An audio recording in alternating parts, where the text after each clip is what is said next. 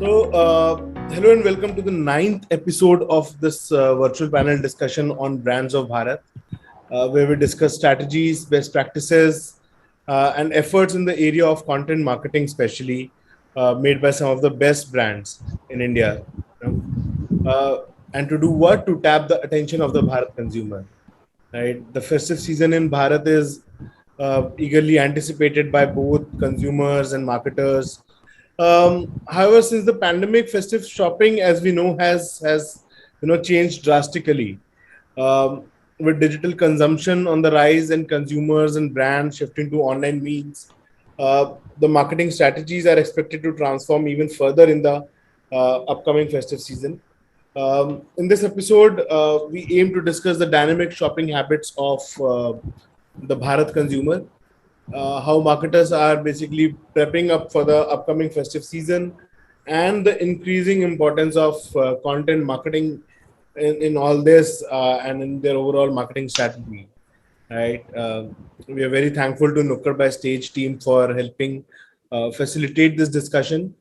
Uh, for those who do not know what Nukkad by Stage is, it is a premium and sensible content company for Bharat with approximately 125 plus million monthly reach among Hindi audiences.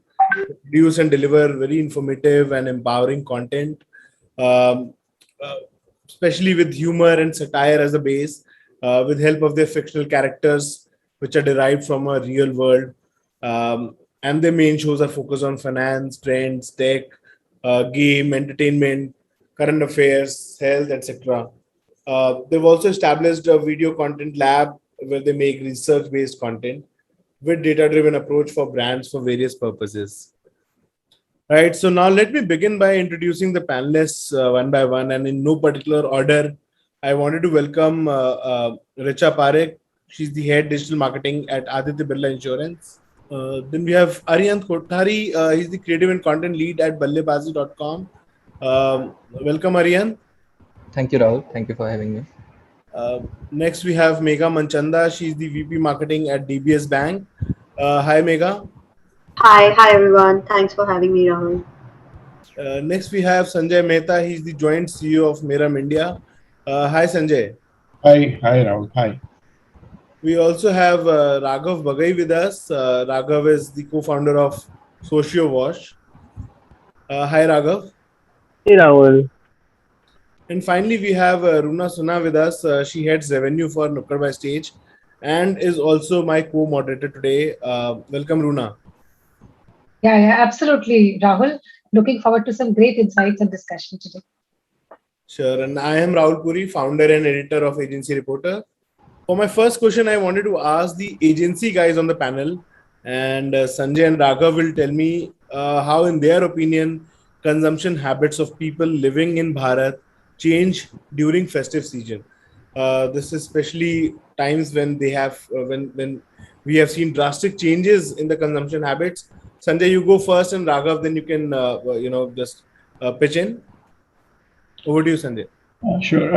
So I think when it comes to festivals, there is something about it in terms of just what is all around you and what you see around you in your social circles as well as in whatever media you are consuming, where there is a draw towards consuming content around shopping, around gifting, around cultural aspects, around you know because again when we say festive season across the country, there is still so much variety of different nuances to the festivals. Even if it's a same Diwali or if it's a Dashera or whatever, there are ways in which are when we think in terms of Bharat, it's not one festival.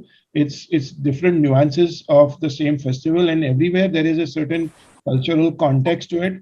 And much as for the rest of the year, you're consuming your entertainment and movies and whatever, when it comes to the festive season, there is a certain interest to consume the culturally contextual content, and it could be in terms of recipes, or it could be in terms of gifting, it could be basically even consuming the offers out there, because there's always brands competing with each other to give you even better deal, and so essentially identifying what do you need to bring for your home, how do you want to do up your home for the festival season, or it's a good occasion to redecorate your place, or new beginnings of various kinds. So content around that, with a very strong local flavor, because we have local specific differences which are there, is what really becomes the kind of content which is consumed the most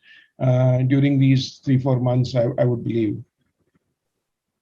Sure, thanks, Sanjay. Raghav, you want to pitch in? Yeah, I mean, I completely agree on the aspect of deal hunting. I mean, uh, thankfully, because of all the sales that have been happening on Independence Days and Diwalis and so on, I think the Indian customer now almost waits for it. Knows that there are there's going to be offers. So it becomes very almost like a deal hunting season. But from a content standpoint, what has to be understood also is that just the consumption of content increases because of so many holidays, so many offs. You have a lot of time at your hand. You want to see more videos. You want to read more. So that there's a more in terms of general consumption, the traffic holistically across the internet just increases a little bit more during this time. And the other aspect in terms of the kind of content would be, as I think Sanjay mentioned, a little bit more generally more festive, and you also become a little bit more emotional. You'll have memories attached to each festival.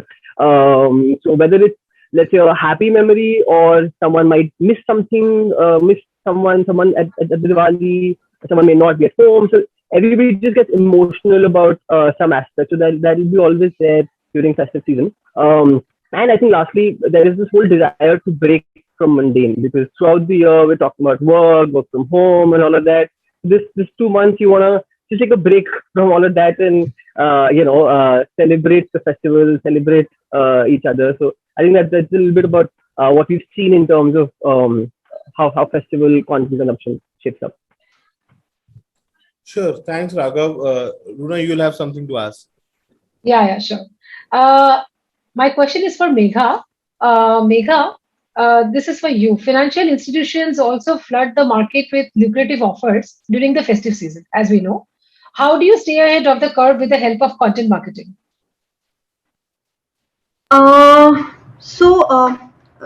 I mean, and as us at DBS, and I mean personally, we think of content marketing not to be done in spurts. I don't think we can sort of content can be built in spurts. It's something that has to be more long-term building exercise, right?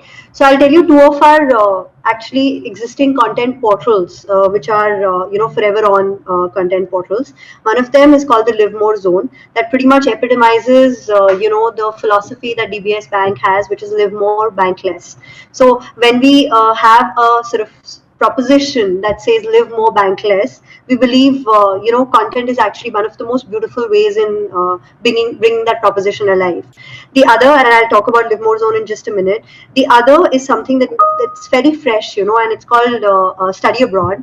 And Study Abroad is again a completely content platform geared towards students who are going abroad, right? So just to sort of take a step back, the question asked is that how does content help during festive season? I think content in you know there is the quintessential advertising, which pushes a certain message to you, and then there is this content marketing as we sort of know it, which is so-called pull, right? The pull messaging. And for us, anything that we do on Live More Zone, for instance, which is completely lifestyle-based content, and of course, during festive season, the content gets geared towards themes around festival, some of the stuff that Raghav and Sanjay spoke about home improvement, about recipes, and so on and so forth. But that's an ongoing content. What that does is what I call them a tuned in audience, right? Audience who constantly sort of consuming my content, and they are sort of predisposed then to any other offer that I may have. They're already predisposed to my brand.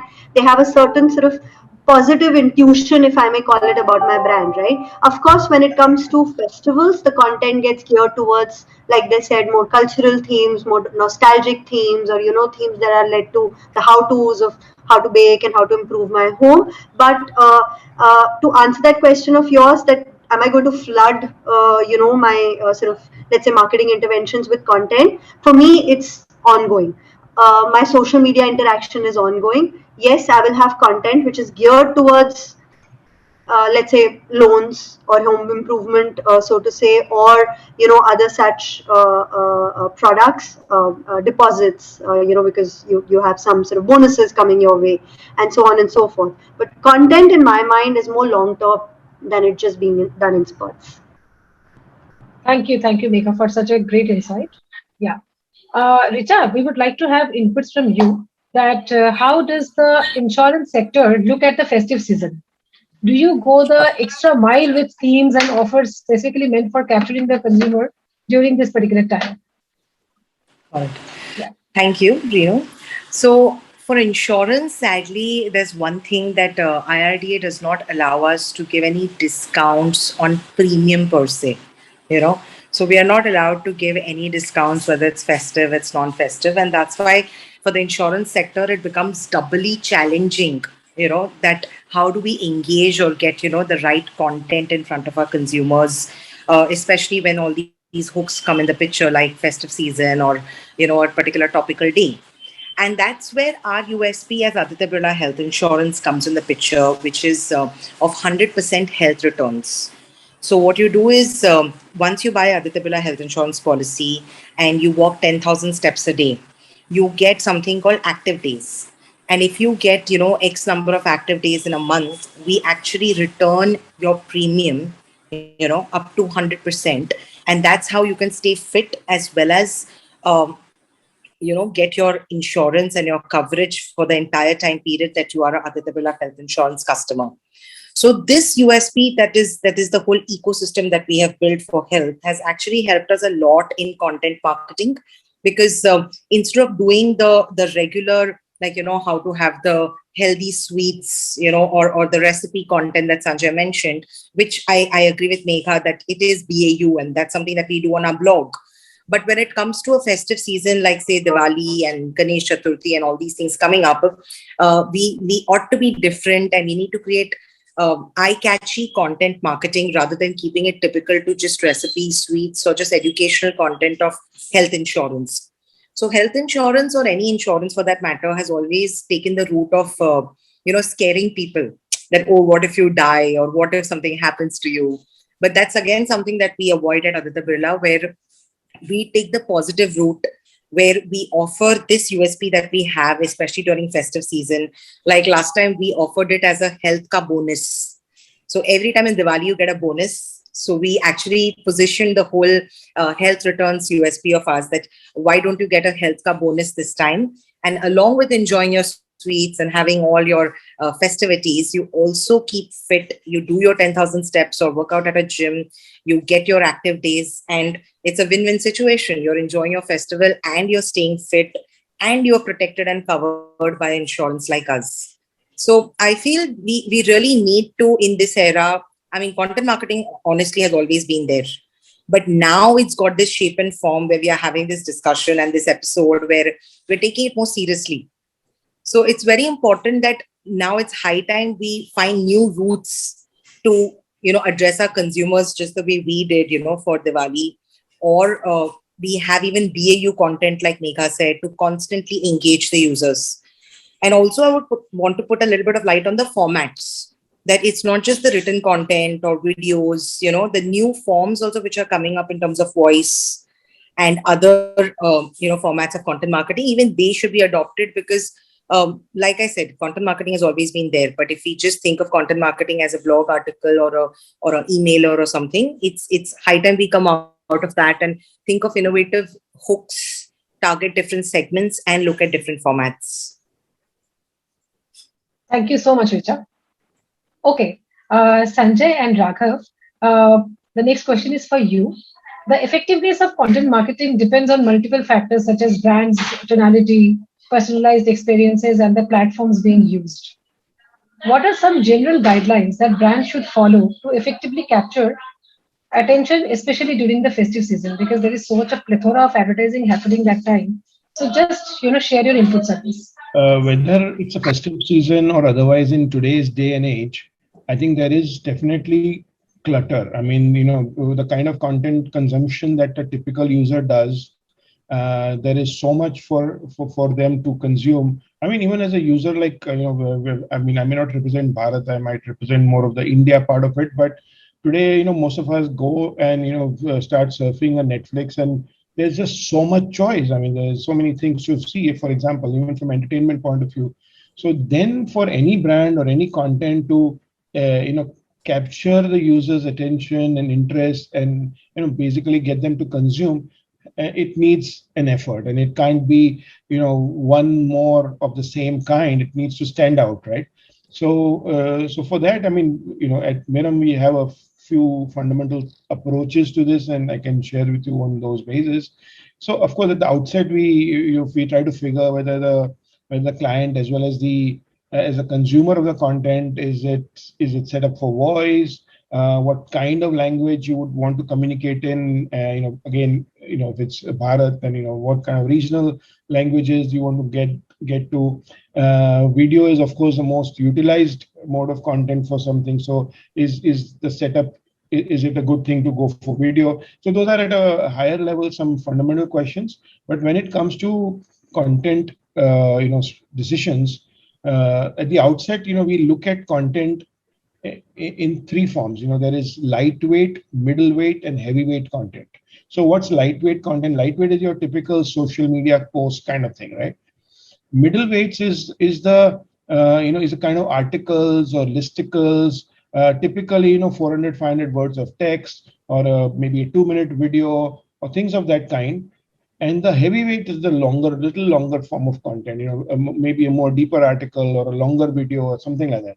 Now, what we see, all of them have a role to play. In a very typical content consumption journey, lightweight is the trigger. It's like the headline. So you put a post on Facebook or Twitter or something. It is the role of that is to capture the interest and get a person to click, because by itself it is very rarely sufficing to convey a certain message. It's too small to really serve the entire purpose. So, but it has a role of a headline kind of thing, and then you click and you get taken to somewhere else, which is another website or a video or whatever it is.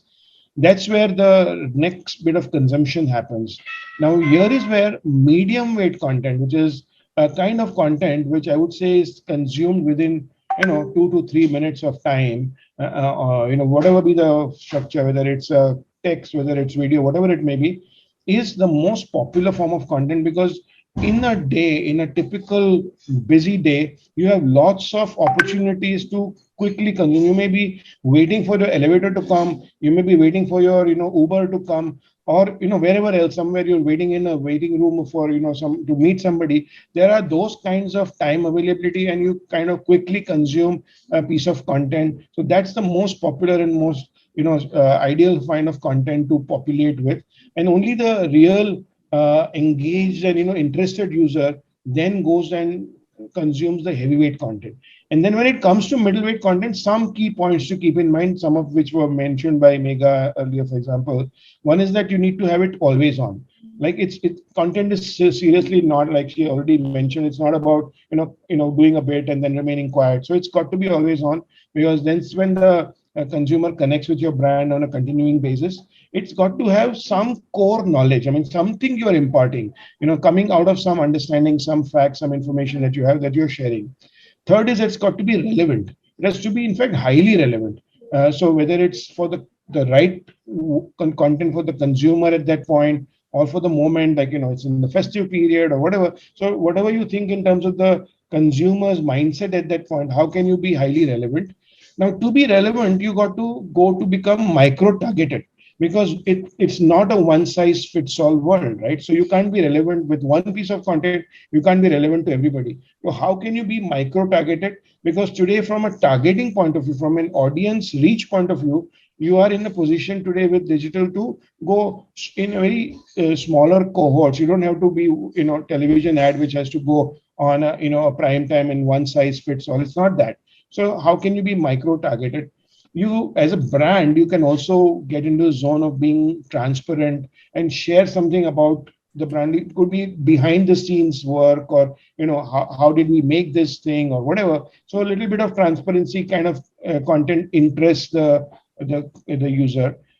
It should be platform agnostic, because if you're investing in a piece of content, it can't be that investment is only for one.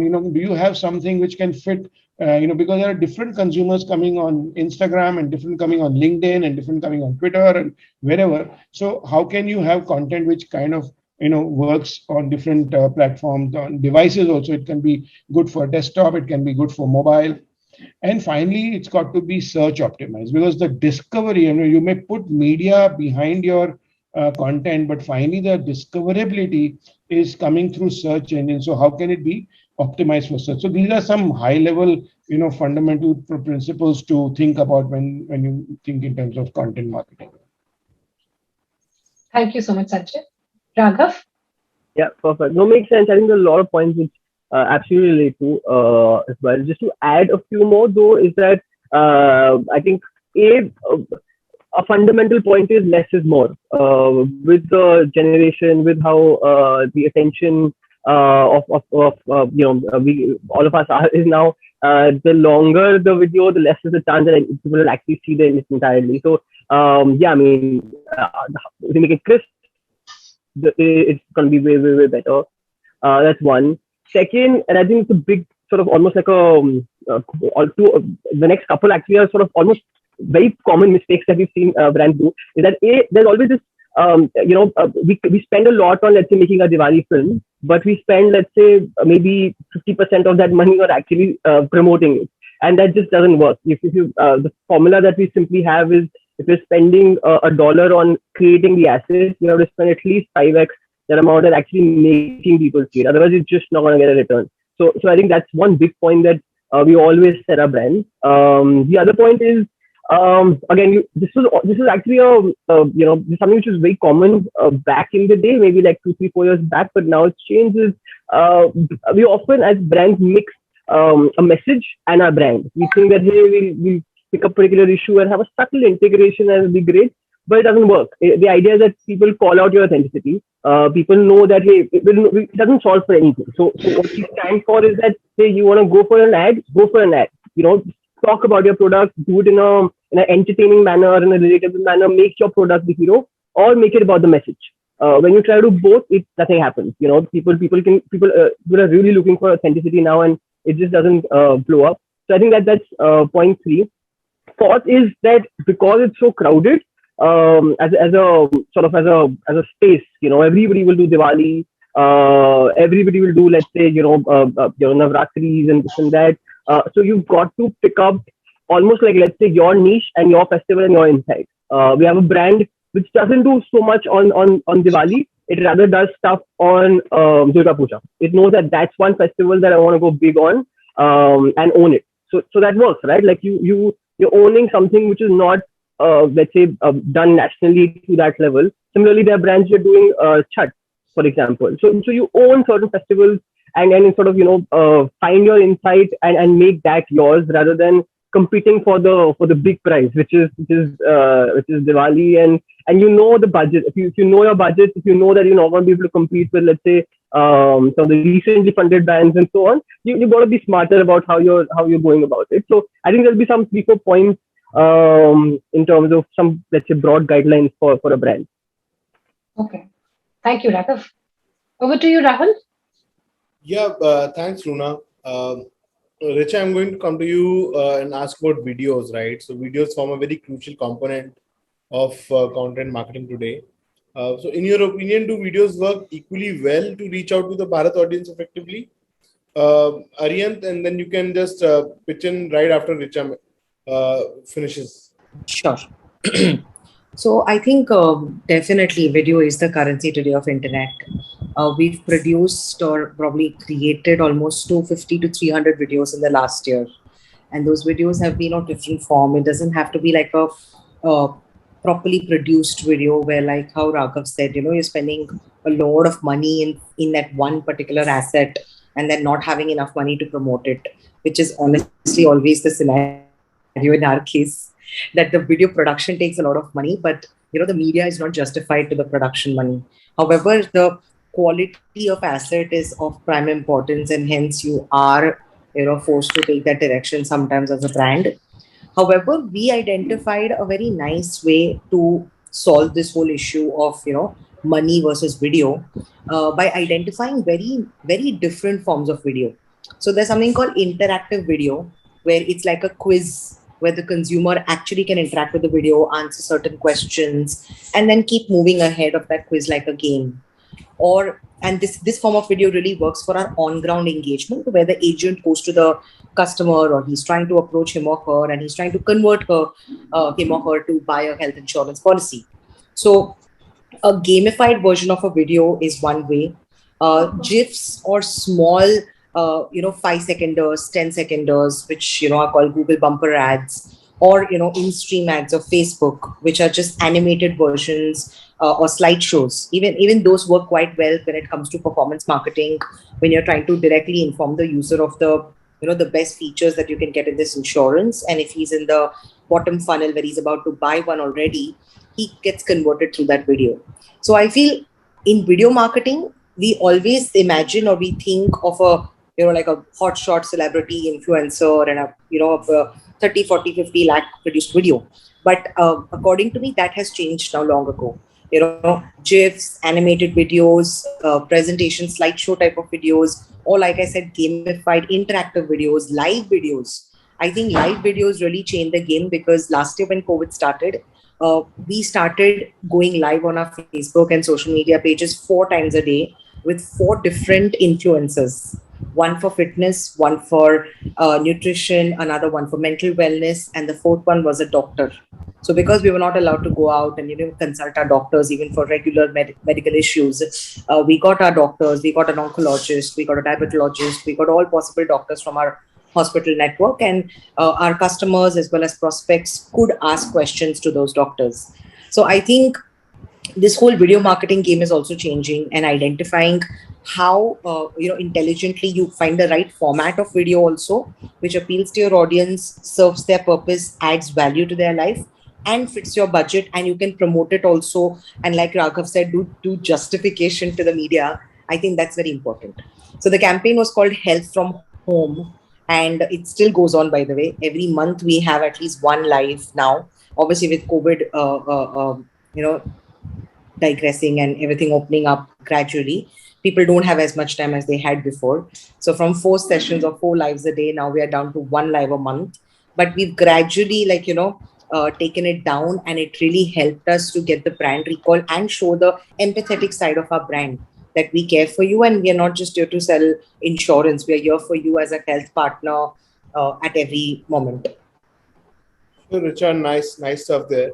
Aryan, while you're answering about videos, I would also like you to take up right after that different forms of content that have kind of worked for your brand and which you're also planning to deploy this festive season as well. Anything that has worked for you last year, last to last year, and that you're planning to deploy this year as well. So over to you, Aryan. Right. So adding on to the point that Richa mentioned, that whether you do it with influencers or you create videos, those have to be probably long term. That's what I'm looking at from our brand's perspective. Because like when influencers come on board, they create one video, then there's another influencer who, I mean, probably that influencer does another video for that brand. So that connect with the audience gets lost. So the thing is that the idea is to have them all on a retainer sort of basis and just keep pushing content in form of different videos, like your stories, your reels, and just a random story wherein they are just talking about, okay, I'm playing on poker bazi, or I'm playing on just speaking from my brand's perspective, I'm playing on poker bazi and this is my lifestyle. Probably just tag a friend on Friday night that, okay, what are you up to, you can probably play. So making it a part of their lifestyle, the video content that we get created from influencers and the video content that we create in-house, everything has to be with a longer shelf life, or at least a longer period of engagement. And as far as videos being the important element of any marketing strategy point of view, what I have learned from my agency days is that whether I apply my standard hero hub and hygiene model while devising a campaign to the always on strategy, videos are essentially the main component of now, especially. So luckily for us, we are in such a space where we get to create videos daily, we create podcasts daily, we just probably just create our video, just record the screen on the phone and do a voiceover, because a lot of us are doing that already. We are creating your tertiary YouTube channels, and we are just we keep on populating those. Again, why I say YouTube is because YouTube is fast becoming the new search engine as far as I am concerned, because whether I have to pick an insurance product or any other product, I quickly go on to YouTube, and instead of reading, what I do is I just quickly just set the speed to 1.5x and check out all the relevant pointers that are necessary for me. So that saves time. And also as far as brands are concerned, what they need to do is they need to, other than creating short-term snackable content on your reels or YouTube shorts, they need to create content with higher shelf life, because again, it's imperative for the Bharatiya brands. So to create content that has a higher shelf life, and as Richa said, the content strategy has to be long term, and overall it has to be YouTube first. The videos will always be there, and they will keep on producing results for the brand. I'll share an example that we partnered with this influencers 2 years ago, and we had set up a branch link there. We are still getting deposits from that code. So this is the strategy that we are going to follow going forward, and I would recommend that yes, other panelists should also try it out for their brand.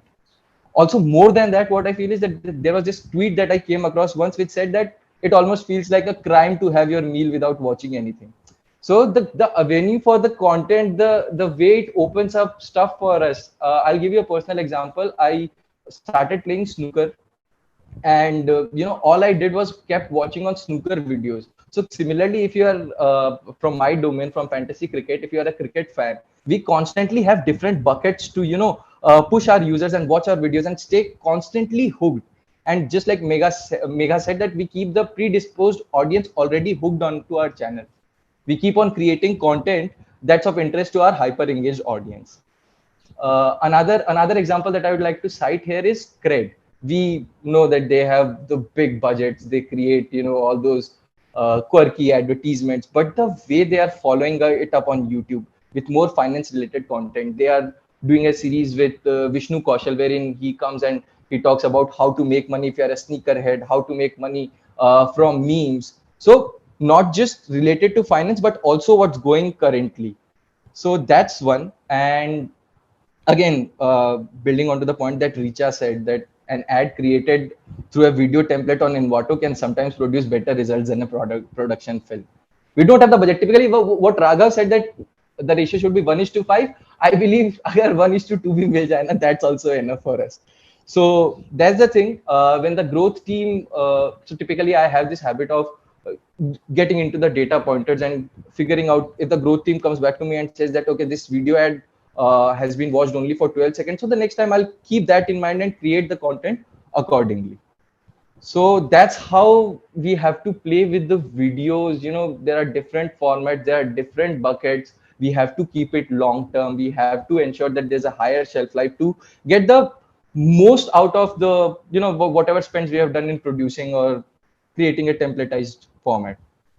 Moving on to the second question. Our festivals, from a cricket fantasy cricket point of view, our festivals are basically your IPLs, World Cups, and whenever India plays. So Diwali and all these Eid and other festivals, what we do is the max that we can do is give out deposit codes and bonus. And luckily this time around, the cricket and World Cup, the World Cup and Diwali, it's right there. The 4th of November is the Diwali, and the World Cup would be on at this time. So again, great opportunity, because IPL, just like IPL presents an opportunity, several brands, try to leverage that and create a connect between their brands and IPL. And now again, there's Diwali too. You add Diwali into that equation, so we can go crazy with our ideas. From a content point of view, what has worked for us in the past is that what we do is the passion for sports and the music. Those two have been key elements in anything that we produce or anything that we create. So those are the two pillars that we keep on creating videos around. Typically, what has been working for us in the past is educational content, podcasts, testimonials across different forms, your statics, your short videos, your long videos, and all of that. So we are going to stick to that throughout the season. And as I mentioned, that our festivals are different, so we don't have that kind of scope to just go on promoting that, okay, this is our Diwali offer, this is how you can go about it, this is how you can shop. So that doesn't work in our case. But yeah, codes are something that we give out to our users. Then one more thing that has worked for us is targeting our retention audience. Retention is something that we focus on hardcore. So there lies our focus of push notifications, your emailers. We try to build that culture and that exchange that information with our audiences, because it doesn't get any more personalized than that. You have their email IDs, you have their username, you can directly send them their push notification. So what we also do is that we read into the data and we send push notifications accordingly. Like for example, if someone's into football, so we will do that and share content, insights, and probably push him or her to just keep on playing on our platform. So that's one. Other than that, we have got poker and rummy also on our platform. So since World Cup would be a time wherein we will have the highest amount of traffic on our app, we are trying to convert users to play poker and rummy, because that's more relevant from a festival point of view.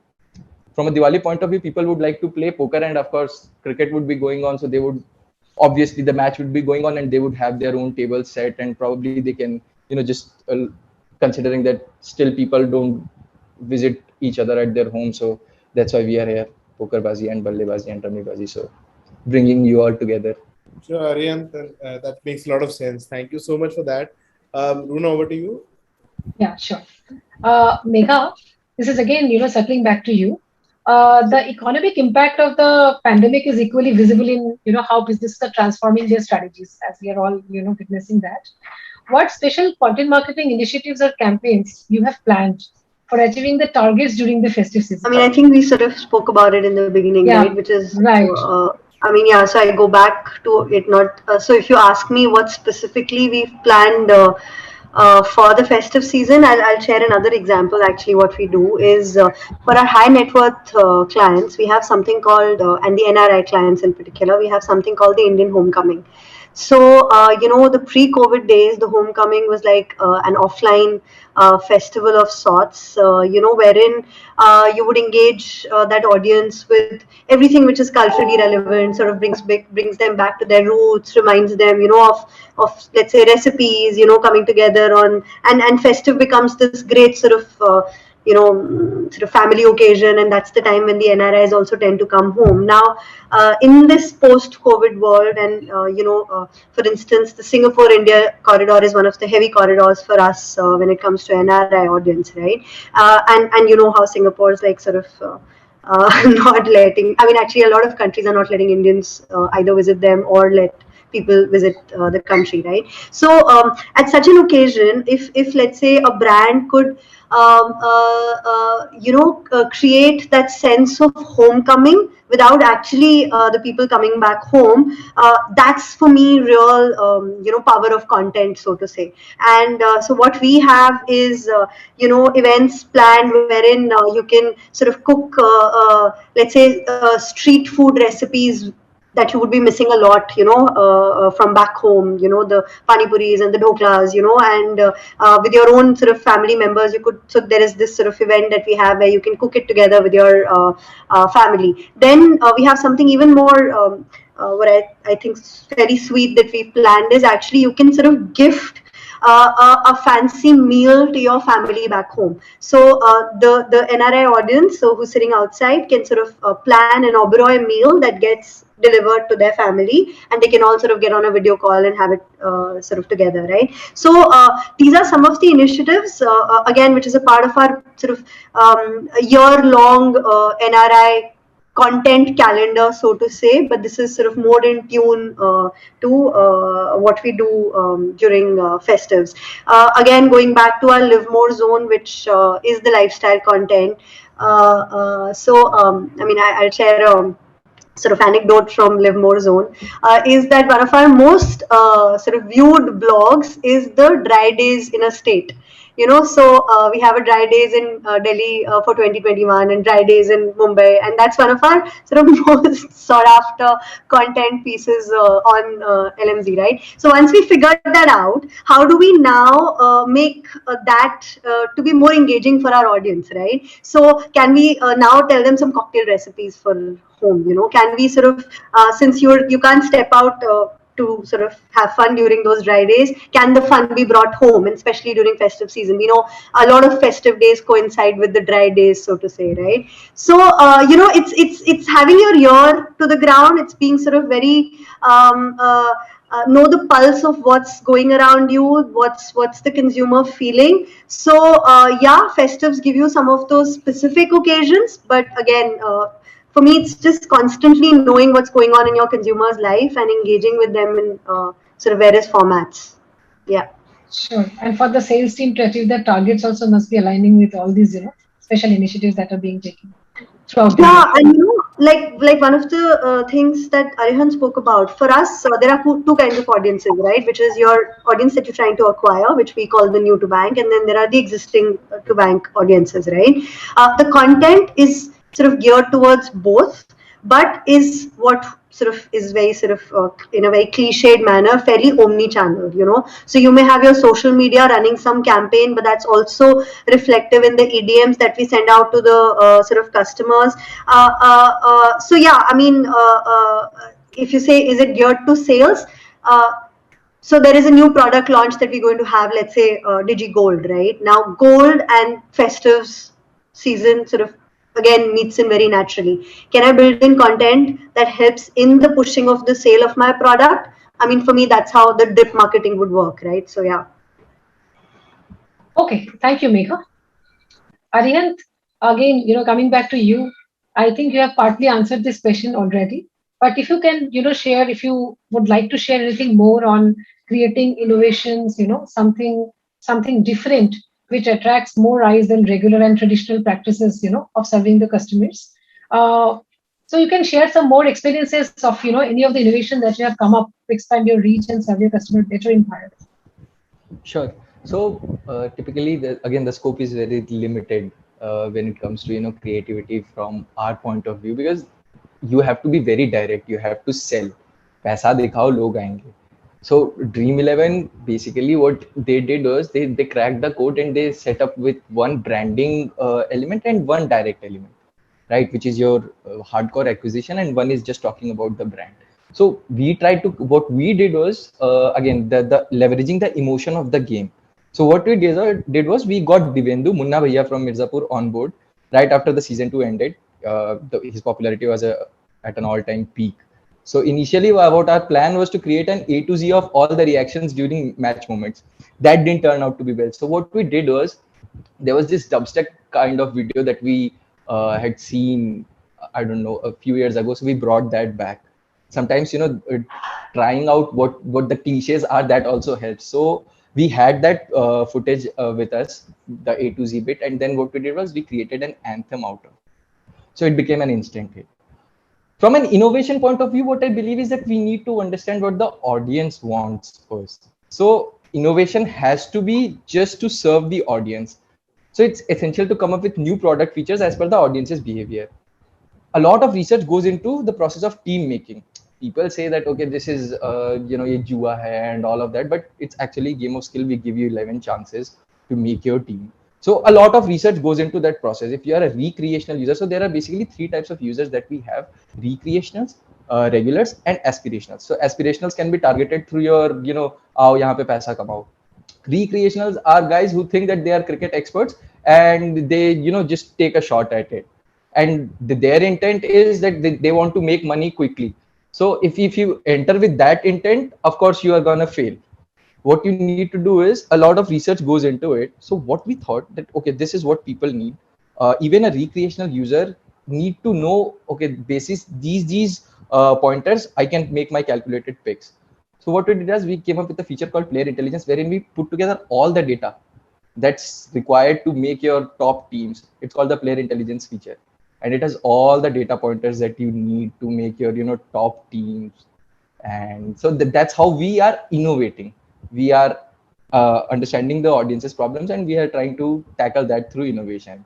From a fusion point of view, like for an example, if a brand stands for LGBT, they have to probably they can on Raksha Bandhan they can probably show two transgenders tying rakhi on their hands. But the thing is that that kind of scope we don't have. What we have is that during Diwali people play poker and they think that it's okay. So why not all year round? Why can't you play? Because poker, again, pokerbazi and ballebazi, I had both. So I'm just trying to see how we can fit that in. So poker during Diwali you play, you think that it's okay, but around the year you think that okay, no, it's gambling. So poker, we did the NPS National Poker Series again, which was we tried to label it as the Olympics of Indian poker, but then again copyright, so we couldn't have done that. But yeah, for the first time ever, we introduced the concept of medals and tried to actually give poker the the sport recognition that as a sport the recognition that it deserves. So that's me on the innovation bit. Thanks a lot. Okay. Richa, coming back to you, just share your insights on this. As more and more brands are coming up with emotionally stimulating content to connect with their target audience, what other trends do you expect to witness in this upcoming festive season? Sure. So I think definitely getting this emotionally stimulating content is the way to go, and it fits right, well for any brand like whether it's FMCG, BFSI. However, I think emotionally stimulating is not the right answer, because if I show you a film or a video with a mother protagonist with a child, and if you are a single person who's not yet married, it may not appeal to you, right?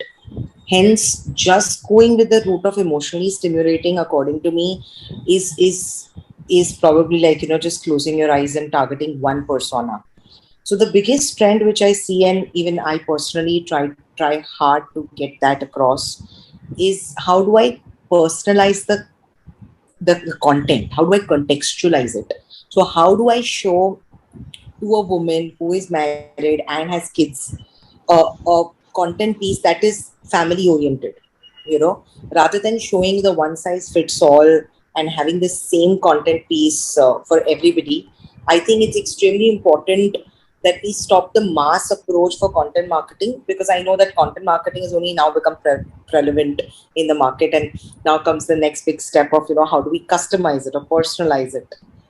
But I feel that is the biggest trend today, because the other day I just Google searched for urban company or something related to urban company, and immediately I saw an ad exactly related to the service I was looking for on YouTube when I was watching my regular videos. So that is something that immediately impresses me, as I was looking for an urban company, house cleaning service or something, and I immediately see an ad after I'm looking for it. So having this kind of a contextual marketing, and of course this was an ad. We are talking of content marketing, so it becomes doubly difficult that if I'm producing a piece of content, whether it's a blog or a video or a infographic, how do I contextualize it and make multiple pieces out of it so that I reach out to the audience individually and it appeals to them. I think that is the biggest trend, and obviously customer data platforms, CDPs like CleverTap or Lemnisk, all those come in the picture, and hence it becomes a very big task at hand, because festive season may, like even showing the bonus or the sweets or the typical festivities is I think any marketer can do that. What is difficult is showing the exact communication that will emotionally stimulate my kind of an audience, whom I'm trying to reach out for. Am I trying to reach out the male, which is 25 to 30? Am I trying to reach out the female that is, married and has a family? And I'll give an example of one of the campaigns that we did. It was called Rakho Pura Khayal. We did it last year, where we got Vidya Balan specifically for a women campaign. And the main protagonist in that video also was a lady who was handling a family. And not just this video, we went on to do a partnership with CNBC and get other women who are nailing it in their forte. So we got the CEO of Pink Rickshaw, the founder of Pink Rickshaw. We got Naya Sagi. We got a lot of people who are female leaders in different fields who inspire others. And hence, targeting professional women with different pieces of content in terms of the interview video series and targeting the massy audience with the main video of Vidya Balan. I think that kind of different pieces are needed, and that is going to be the biggest trend moving forward, where we all marketers are going to strive hard on how to create multiple pieces which appeal to our target audience in a very personalized manner. Sure, sure. Thanks, Richa. All right, Raghav. Coming back to you, Sanjay has partly, covered it in his, first question. The diversity of cultures and their associated festivities in India also bring about certain challenges for marketeers. What challenges do you face while framing cultural reflective content marketing strategies? No, absolutely. I think it's a huge one. What we've seen is that, to be honest, wherever let's say the company's headquartered in or the agency's headquartered in, that the festivals of that area very well. So it's very important that one understands the nuances of different festivals. So whether it's let's say an Onam or like for example, we were discussing a lot of brands still, let's say, don't know the difference between two kinds of Eid, right? Like Consioli Eid. People still don't know. You'll see half the brands not doing it. Sometimes these things could be actually very insensitive. Where you're wishing a happy Muharram. That's something we've seen so much happening because brands and even agencies don't really understand. So I think it's super important to educate ourselves about this. And I think the other layer which is added now is also about the sensitivity towards festivals. That hey, should we show people celebrating festivals or should we show them celebrating from home? So I think there's also that layer of responsibility that we as sort of brand managers or guardians of various brands have to take care that we're representing the festival and the nuances, educating ourselves and presenting in the right manner, and B also making sure that we're understanding what the brand wants to stand out with respect to how they're celebrating the festival. Understanding we're sort of still in a pandemic, so there is a social responsibility that all of us have around that. So yeah, I mean, yeah, that's that. Thank you, Raghav. Over to you, Rahul. Yeah, thank you, Raghav, and thank you, Runa. Sanjay, I want to quickly come to you and ask basically some factors that are of real importance, especially for an agency like Miram, while selecting right content marketing platforms, and when you have to especially target audiences in the Bharat region. Right. So at the outset, while we use the term Bharat in a kind of a sort of loose basis, I think we should understand a little bit about what is Bharat and how is it sort of different from India, right? So we know what we're talking about as a Bharat. Is the interiors, the beyond the cities.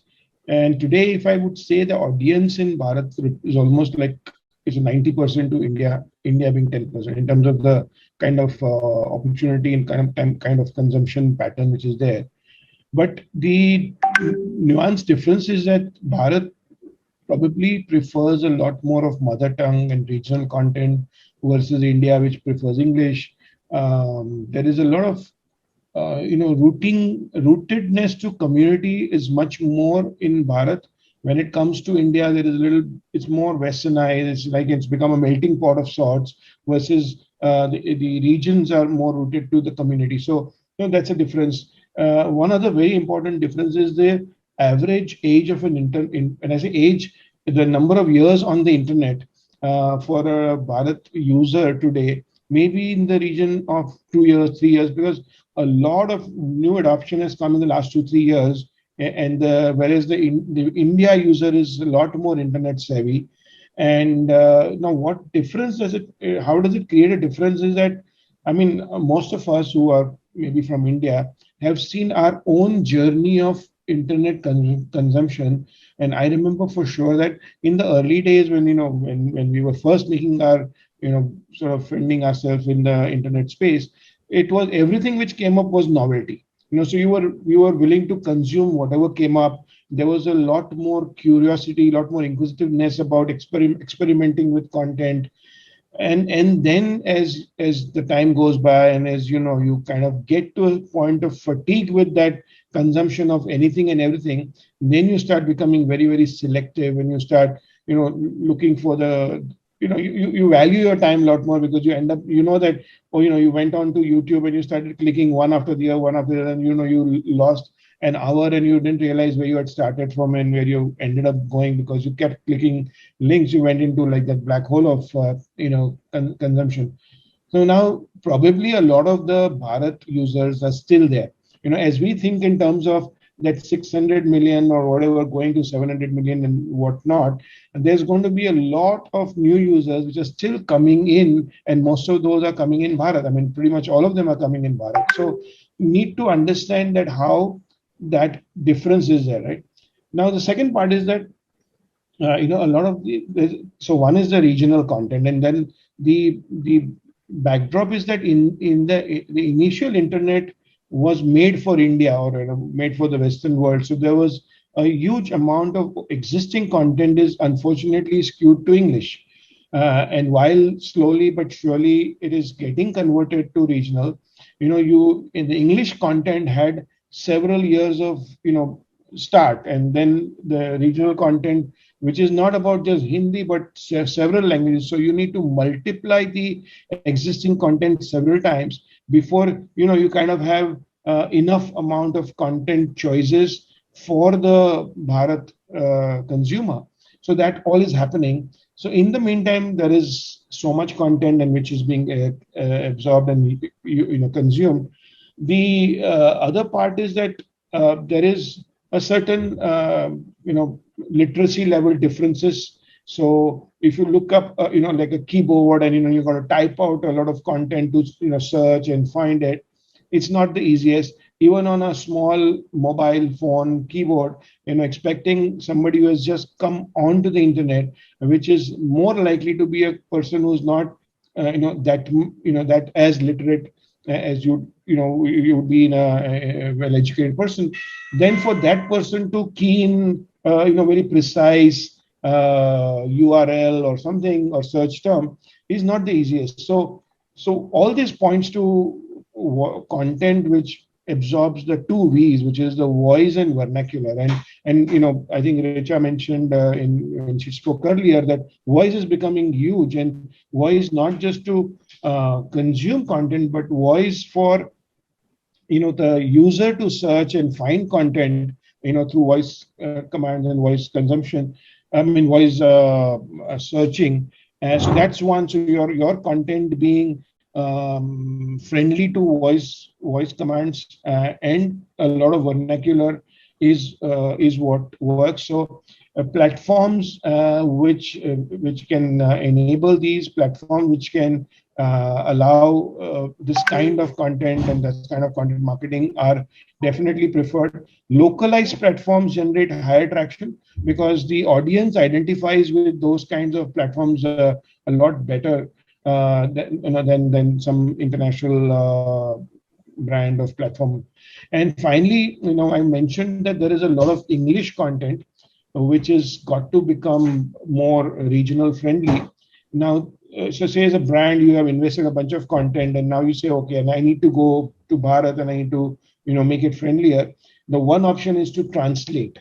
But when you translate, no, it doesn't capture the real meaning or the real sort of ethos of what content it was about. So it's about transcreation. So it's not just translation, but converting it into other languages while ensuring that the creative aspect is not lost. It's not like, doesn't seem like a very literal translation. So all of these factors keeping in mind, and which are those platforms which can actually enable you to ride on all these factors, will probably spell success in when you go with content in Bharat.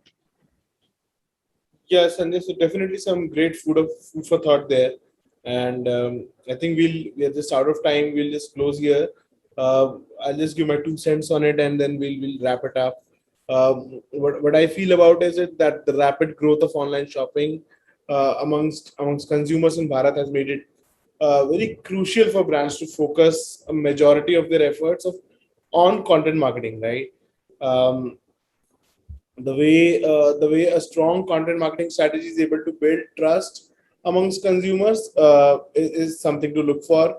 Uh, it's basically it's an absolute necessity in today's age and time, and it's anyway clear that the right platform and relevant content can enable brands to stay ahead of the curve and also ensure a good surge in engagement and conversions during the upcoming festive season. So I'll wrap it up here. Thank you so much, Raghav, Runa, Sanjay, Arihant, Megha, and Richa for joining in today. It was really wonderful having you on board. Take care. Bye bye.